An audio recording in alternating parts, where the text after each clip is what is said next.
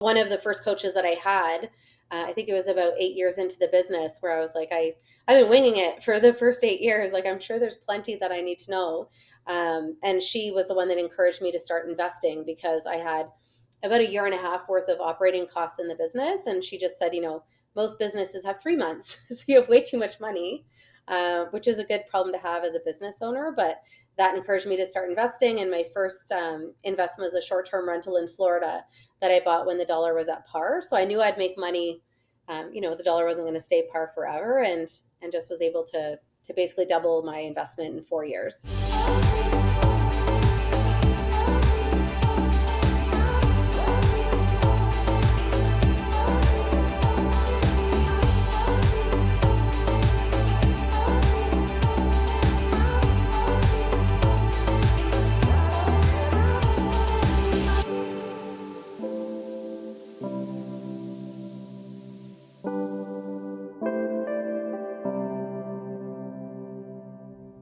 Hey, what's up, everybody? Welcome to a brand new episode of the None of Your Business podcast. Sean and Lacey with you, just as we are each and every week. And just like each and every week, we have a very interesting topic to talk about today. I love this because our guest today uses a word that I use a lot and I get in trouble for. So I'm really excited to dive into this. Our guest wrote a book, The Accidental Entrepreneur, right? That's in the title. You can't get in trouble for entrepreneur. What I'm really focused in on is the accidental part, because I talk about a lot how a lot of people are successful by accident. But I think, listen, if you are an accidental entrepreneur, I don't think you're writing a book about how you were an accidental failure. That means that today's guest got into it, kind of backdoor, fell into it, and then obviously found success. And oftentimes, that's what this podcast is all about, because we don't want you to be accidentally successful. And there are plenty of people out there that find success by accident. And then the really smart ones realize it. They're not mad. They're like people, the not so smart ones, they get mad at me because I say, I think you got successful by accident. And that's not a knock. It's like saying, hey, it would be smarter if we could begin to systematize, if we begin to put things into place so that we can do these things purposefully and get a purposeful outcome, not an accidental outcome. That would be true success. And today's guest is going to have even more to say about that, because today's guest has also found her way into real estate investing, which is another place where a lot of people are accidentally successful because somebody said you should get into real estate, and boom, there they were, but they're not really sure. A couple deals went their way and there they are. Other people are like, listen, I want to know the ins and outs. I want to put this together and I don't want to be accidentally successful. So I'm super excited about today's guest. Her name is Serena Holmes. Let's bring her into the podcast. Serena, welcome to the None of Your Business podcast. Hi, thanks for having me. We always begin with the exact same question for every guest, and I have a feeling that your answer is going to be intriguing for a lot of us.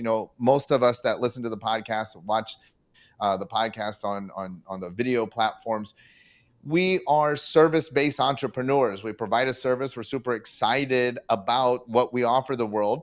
And we bring on guests that speak to them about different elements of success and how they can apply these in their business.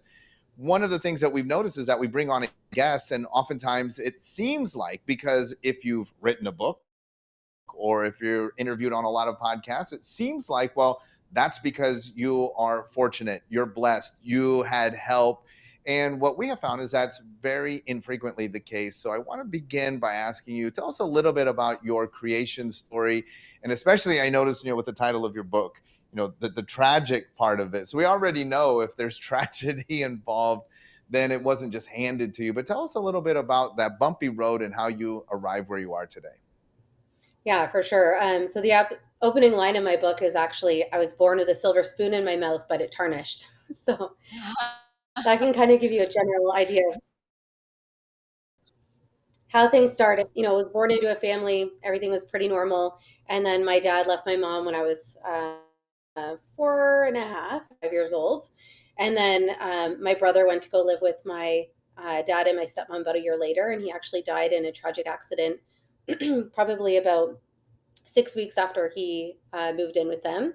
And that was largely just due to their own negligence. Like he was left home alone on more than one occasion. And he got into trouble with a riding lawnmower that he basically turned the wrong way and it flipped on a hill and landed on top of him. So you can just imagine like that obviously was very devastating for our family, and experienced a lot of challenges from that point forward, where I was living with my mom, lived with my dad, lived with an aunt and uncle, an ex-boyfriend, bounced all around, and ended up going to school for journalism. But just to make ends meet, I ended up getting introduced to the world of events, and basically ended up working for multiple different promotions companies part-time. And then when I came out of school, that's ultimately what my career ended up being a part of. So I was offered an opportunity to be a brand ambassador with a brand new agency, was offered a management opportunity shortly after. That led into partnership 6 months after that.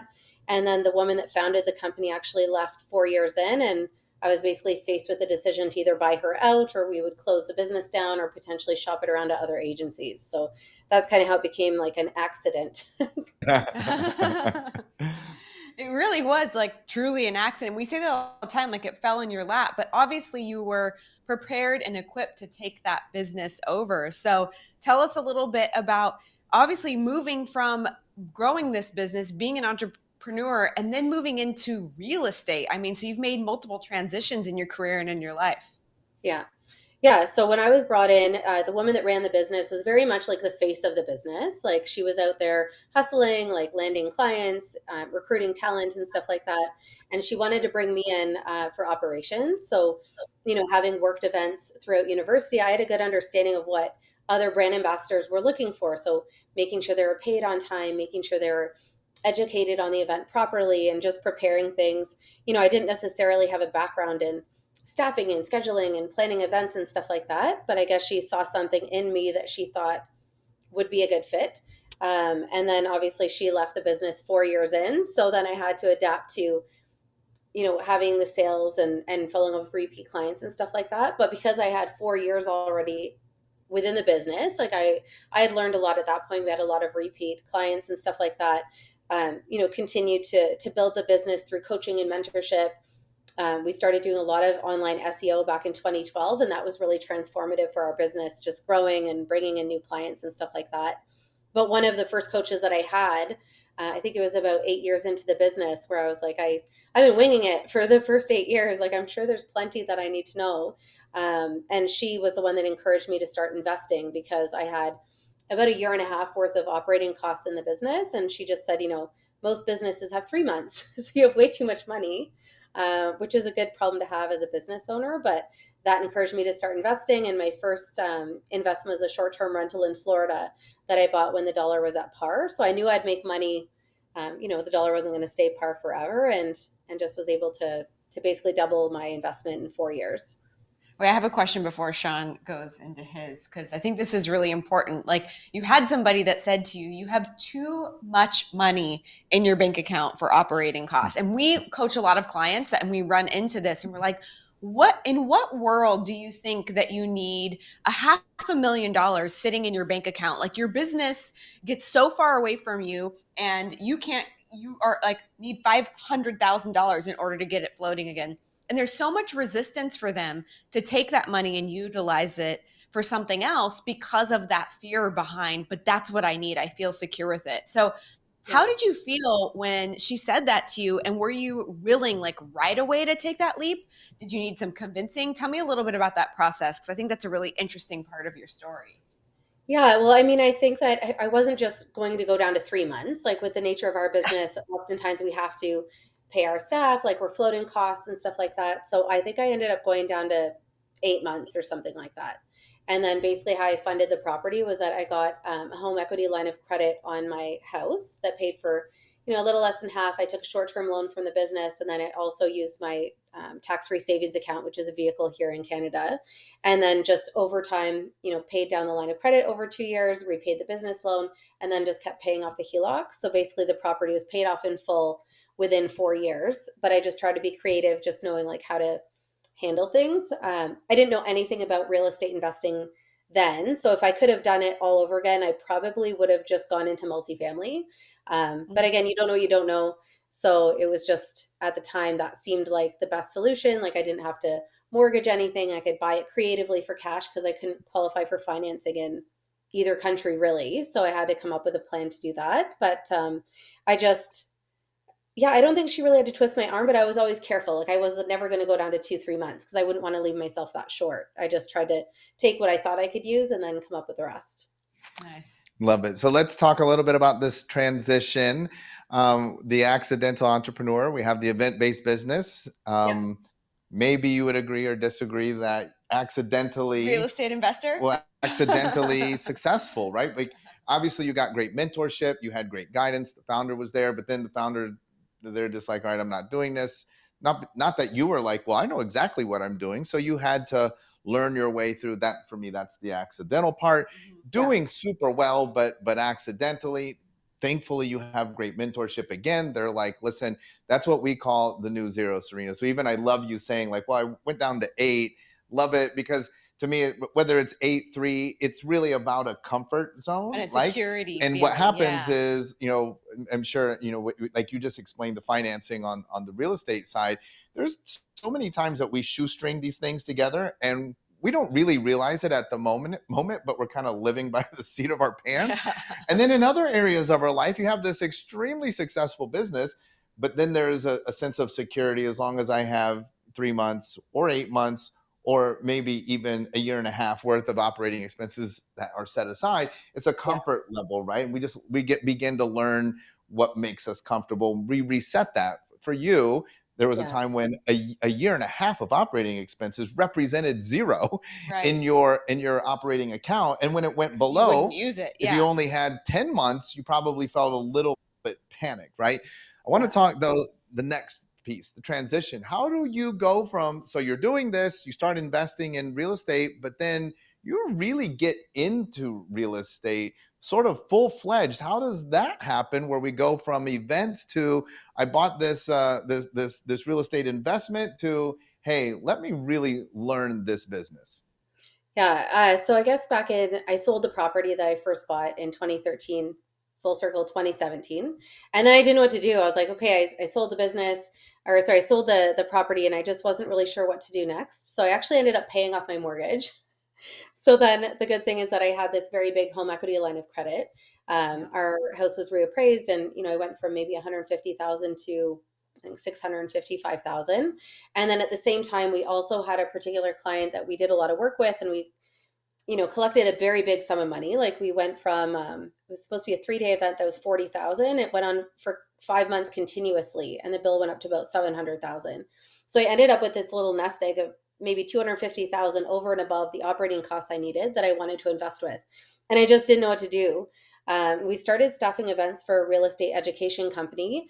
And, I just, I guess I got put on my radar. And then I ended up going to their wealth tour in Toronto a few months later, kind of got sucked into their system, went to their first investor summit with a plan that I knew I wanted to put some of the money in my home equity line to use, as well as the cash that I wanted to put to use. So I bought 2 pre-construction properties. I invested in a land development deal and 3 syndicated mortgages, and then was also introduced to private lending. So then I was able to kind of dial that up when I was ready to start my family, where I wanted to, leave as much money as I could in the business, but I wanted to make sure I had passive income coming in to replace it. So the private lending was really the vehicle that I was able to use to do that with. And then the pandemic hit. So my event company was quite big and busy. There was 10 of us full time. We had about 2,200 part time between Canada and the US. And then the pandemic hit. So we had probably about 500,000 in our pipeline, 500,000 booked business that just disappeared, and about 1 million in our pipeline, just like in a matter of days, like everything was gone. So I just made decisions very, very quickly. So I basically ended up letting my whole head office team go except for one person. And I only kept her because my daughter was 3 months old at the time. And I just wanted to make sure I had support, that when we could run events, I had someone available to do so. And, for us here in Toronto, we were very locked down on and off over that course of 2 years. But it was about 6 months, I guess 3 months into the pandemic. My daughter was 6 months old and I had 2 goals. So I registered for my real estate license because it was complementary to all of my other investing. And then I also wanted to get my book published. So I'd written it a couple of years prior and I just hit a wall when it came to publishing. So I'd do my real estate course, take a break, work on editing, and then just go back and forth. And then at the end of that year, the book was out and published and ready to go. And I also had my license. And tell us a little bit too. So do you still have the event company, or did you make a decision to eventually move fully into real estate? Yeah, I guess I should mention that. Well, I actually ended up listing it to sell just a couple weeks before we went into lockdown. The girl that I had promoted to be my mat leave replacement that I'd had for 6 years actually resigned when my daughter was 2 months old. So I had a bit of a panic attack. I was like, how am I going to run this company? And I basically hired a mergers and acquisitions company, and they listed it, had a buyer lined up, but then again, we went into lockdown. So basically my goal was just to keep it running, to get through the end of it, so it was worth something to sell at the end. And I think I knew, like, especially having my daughter, like, I didn't want to work at the pace that I'd been working for the last, like, almost 20 years. And then basically the girl that I had kept throughout all of this resigned a year ago last January. And I went back to the mergers and acquisitions company, and I just said, like, you've had 2 years to sell this, hasn't been successful. And now my back's against the wall. Like, my one employee's gone, my head office I've let go of. I don't see myself trying to build it back up to what it once was. So I got a release, and I just reached out to 15 agencies in kind of our community here in Toronto. And I had 6 that were interested, and I had got 4 offers, and I had it sold in like 2 weeks. And we closed on Valentine's 2 weeks after that. So, Well, congratulations. And how about that? Just doing it by yourself I know. proved to be yeah. way better than working Yeah. with the big guys. Yeah. You talk a lot about some things that are very interesting to our audience. I know. More multifamily, hard Yes. money lending, passive income. Give us just a little bit now. So I'm asking you to switch hats with your expertise, because a couple of things you said, and want to make sure you completely understand. You are very much welcome to disagree with us. You can be like, well, then I want to go back to the accidental part. More than welcome to say that as well. But so you said, well, listen, my goal was I got into hard money lending, and I saw that as a possibility to create passive income. And one of the things that I am always cautioning others about is I agree that for Serena that can become very passive. But if you do not know what you are doing, this can be very active and can cost you money if you don't know what's going on. So much time. So you're saying in hindsight you would have done multifamily. Give us sort of going back, but also in hindsight, what are some things that you wish you knew that would have helped to accelerate this process? Because no doubt everybody is interested in investing in real estate, but most people just don't know where to get started, how to do it. They start it, it's not that passive. They're doing all this work. Help us out there. Okay. So I guess first off, with the short-term rental, so when I bought it, my realtors had said, you're going to have this booked all but 9 weeks of the year. And then what actually ended up happening is that we only had it booked 3 months of the year, because we were only really getting seniors in from January to March.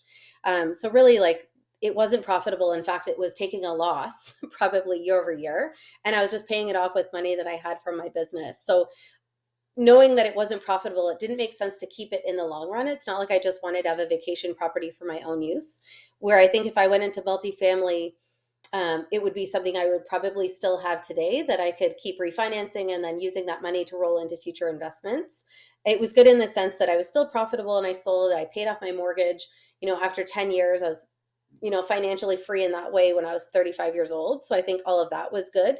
But it would still be nice to have been able to grow my portfolio from the very, very beginning, instead of like buying and selling and stuff like that. But I just didn't understand that when you are buying commercial, meaning 5 doors and above, that your personal income isn't qualifying for it. It's the actual income of the property. So there's a lot about multifamily or the different markets that are very, very profitable here in Canada, as opposed to where I live in the GTA and in Toronto, it's very expensive. So a lot of that stuff I didn't understand.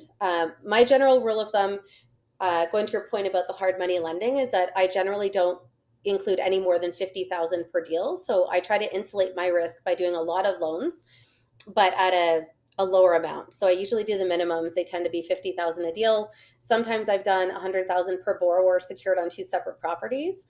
But back when I started doing this, the home line of credit rates were only 3%, and I was loaning out at 15, 16%. And then even now with the rates going up, like, the average loan I'm doing is 16 to 18%.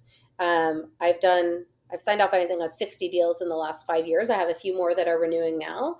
I'm experiencing now my very first issue with a repeat borrower I've had 3 or 4 times that he's late on his first payment. So basically, like, a demand letter has gone out and I put a lien on the property that it was listed in the agreement. So it doesn't mean there's no risk, but out of 60, that's the first time I've really experienced an issue with a payment actually not coming in.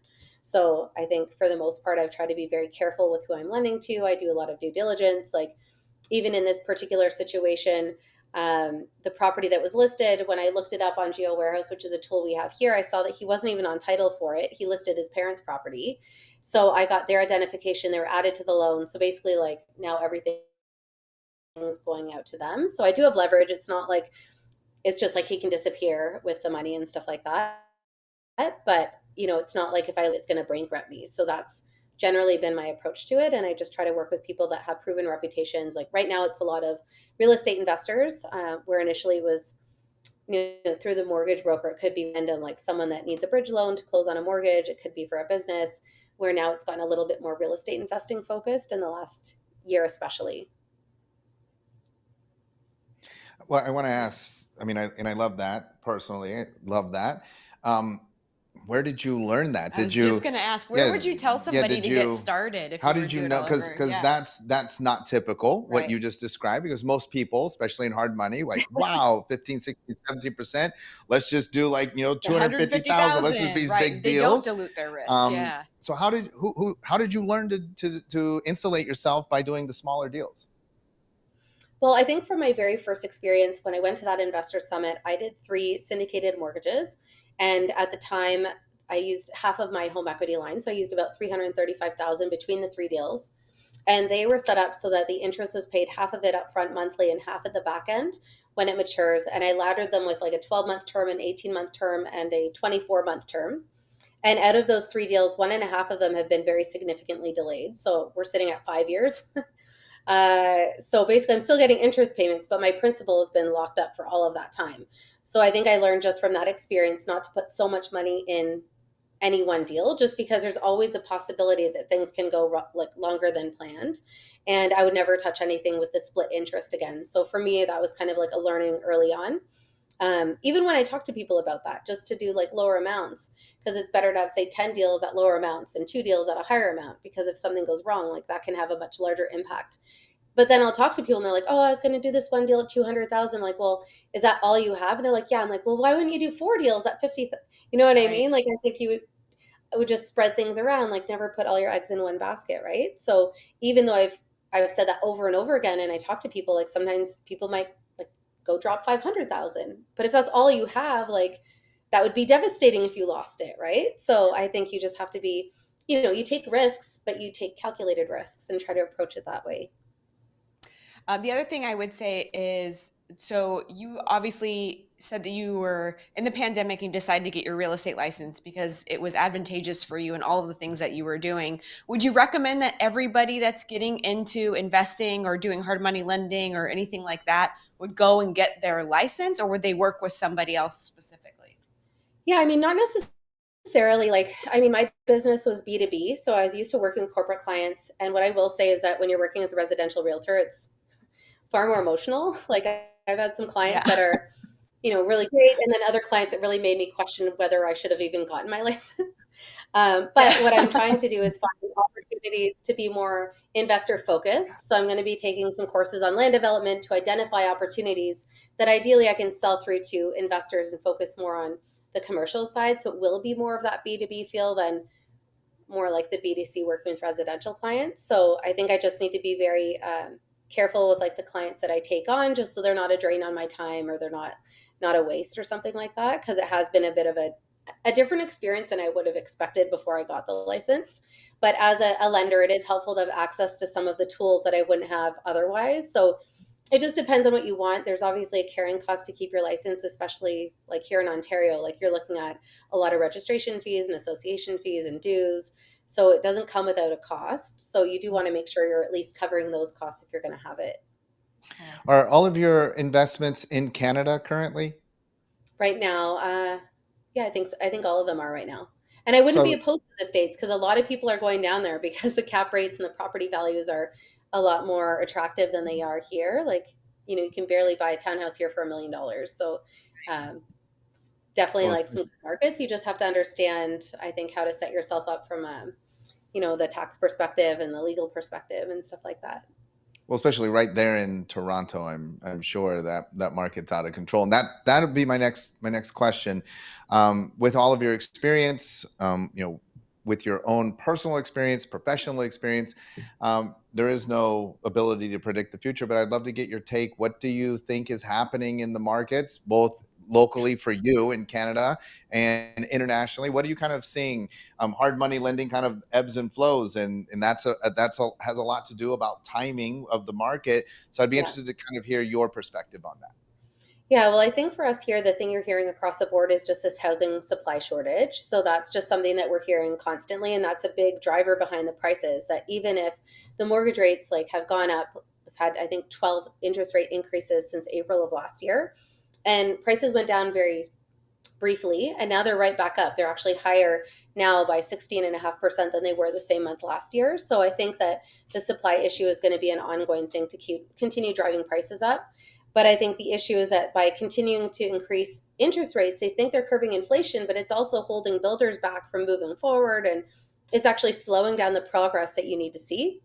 The other thing it's slowing down are a lot of the commercial refis. So right now, for example, I have various private loans set up through a mortgage brokerage, and they're doing a lot of commercial refinancing. And as a result, it's just created this big cash crunch for some of their investors and stuff like that. So they're hosting podcasts regularly, or webinars, I should say, just with the different borrowers, just to make sure we understand the scope of their portfolio and what's happening. In that instance, they have NSF fees. So if a payment's even a couple days late, as the lender, you actually make more money from it. So I think real estate investors across the board are just not expecting some of the delays with the refinancing that they've had. And, it's all kind of connected. Like a refinance that should have taken 2 months is taking like 9 and 10 months. So if they're expecting to get that money back in a certain period of time and it's taking longer, then it's just created all these ripple effects, I guess you could say. That's very true, and it's not just there. It's Right, it's here. but it's also linked Yeah, in not just real estate, but then it's linked in all of the other sectors, right? It's the same kind of thing where we're playing this delicate balance of trying to reel it in for the people, for the general population, but like Serena says, the ripple effect, it affects so many things: food supply, Yeah. price of groceries, all everything gets impacted by this. Serena, absolutely fascinating stuff. It's very clear that you definitely know what you're talking about. For every person that is inspired by this conversation, how can people get in touch with you? How should they connect with you? How can they find out more? Yes. Yeah. So I guess the easiest thing, I do have a number of different profiles on social media, but if you go to Serena Holmes Realtor, I do have a link tree and it has access to the book. I have a podcast that I launched called Inspired to Invest just recently, actually. And then it also has like anything and everything else that you would want to find there.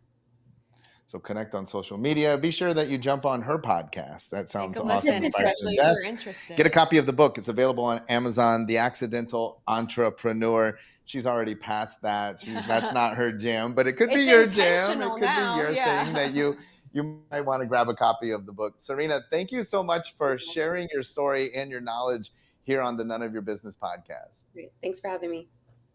All right, everybody. Well, this was an amazing episode. I don't know how we're going to do it, but we'll give it a shot. We'll have to try and top it next week. We're going to have to really scratch and claw. Serena was absolutely amazing. Be sure you tell your friends about the None of Your Business podcast. Be sure that you subscribe on your favorite platform. And hey, give us a review. Let us know what you think about the podcast. Lacey and I will be back again next week with a brand new guest. Don't miss it. We can't wait to see you.